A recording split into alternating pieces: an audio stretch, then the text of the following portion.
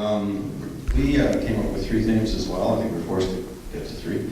And we had just come out of the workshop on giving feedback on the principles, so people were a little cranky or focused on that. But so the first thing we did was question what the impetus for governance change was and what levers were available that would be solved by legislation and perhaps not. So there was some discussion about the lack of coordination, the overlaps, as well as the gaps between jurisdictions on water responsibility. Many comments on First Nations needing to be included in the current regime. And I think people settled that a multi-jurisdictional approach was best. The second theme was resourcing. And people discussed pricing and some of the differences between rural and urban contexts. And what was felt in terms of resourcing was that it had to be sufficient to allow timely and effective decisions. People also felt that looking at just stream health, or the repeated use of that term in the discussion paper, was a bit too narrow. It should be more ecosystem-based. There was a concern about downloading. We had several local government officials in the room. And then rates came up again, that it should at least include life cycle costing as part of the resourcing discussion. There was also comments that the capacity and the readiness really varies across BC to take on a higher level of delegated or shared authority over watershed governance. The last point or theme was information sharing. It was generally felt that is essential to making good science-based decisions. There was a discussion about the need for baselines for sustainability, and that sustainability needed greater definition.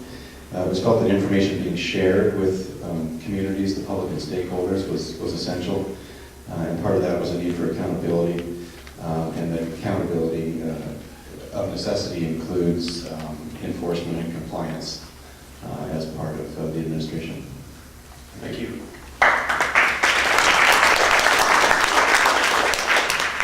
I prefer to say that people were encouraged to get to 3 and not 4.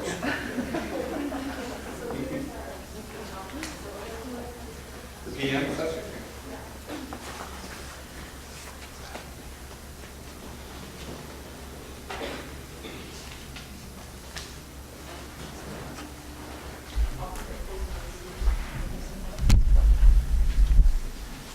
Okay, well, our session had a lot of people who worked at various levels of government, so I'm not sure why they chose one of the few NGO people there to comment, because I came there to learn and to listen and wasn't really planning on reporting out on this.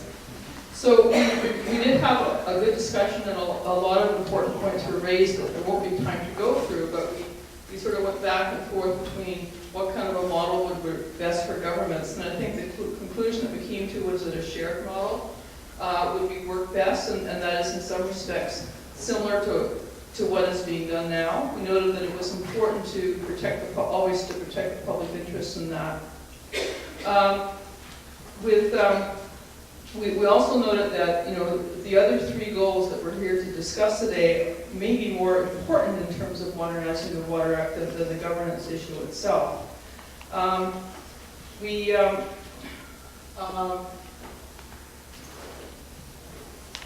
So we noted that,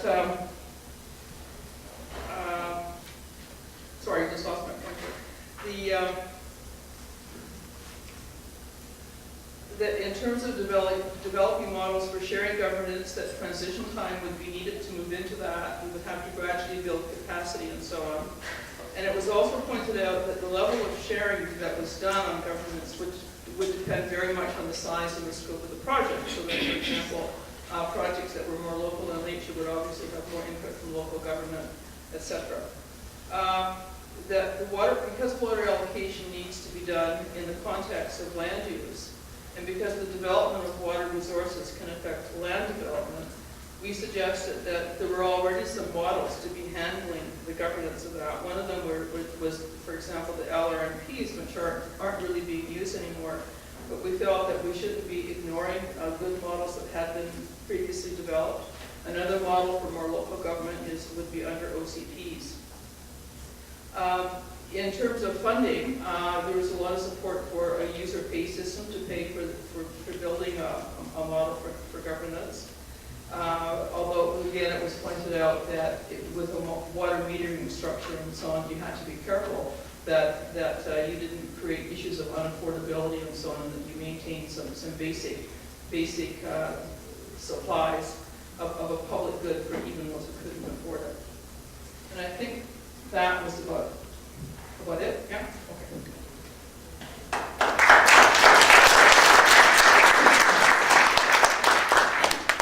Thank you. Goal number 3, introduce more flexibility and efficiency in the water allocation system.